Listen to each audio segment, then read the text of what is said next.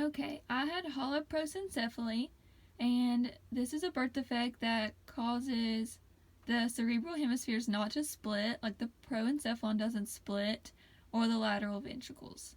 It could be partial, where some of it doesn't split, or it could be that the whole thing doesn't split. There's 3 types. There's alobar, semilobar, and lobar. Alobar is the worst and it's the most severe. It is where there's only one ventricle, a small cerebrum, fused thalamus, and usually agenesis of the corpus callosum. There's semilobar, where it's intermediate and it's partially split. And then lobar is where there are 2 ventricles, but the front of the hemispheres are still fused. The causes of this, there's not really a ton of known causes for this, but if the mother has diabetes while they're pregnant, that can increase the incidence of this. And in 1/3 of cases, there is a chromosomal abnormality in the DNA. The signs of this sonographically would usually be that there's a cleft lip or palate. If there's only one orbit, there can still be 2 eyes, but if there's only one orbit where they have cyclopia, cleft lip and palate, or a proboscis, usually above the eyes. The picture at the bottom shows some of those signs and symptoms that you can see, and then at the top right you can see where things aren't splitting, and you can see a proboscis on a 4D image.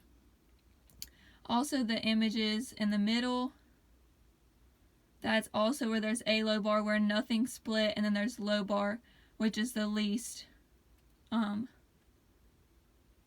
severe anomaly, and that one is where they did start to split. And then in the top there's a little diagram, and it shows you with a normal brain where things are split and there's hemispheres, and then there's alobar where nothing splits, semilobar where some of it splits, and lobar where it looks really close to splitting. And then there's also a middle variant that some people see, which people don't talk about as much. There's usually only 3 types, but sometimes they have one that's like in between the intermediate and the severe. The treatment options, there's not a lot of them. The child will need to go to therapy because they will probably have development issues. They will need to see a plastic surgeon about the proboscis or the cleft lip and palate, a neurologist about brain development, and sometimes an endocrinologist because they have pituitary gland issues because of how the front of the brain didn't split. The prognosis is that someone born with this, it depends on the type of holoprosencephaly that they do develop. So if you have alobar, then the survival rate is very low. They may be stillborn, die soon after delivery, or sometimes they live up to 6 months.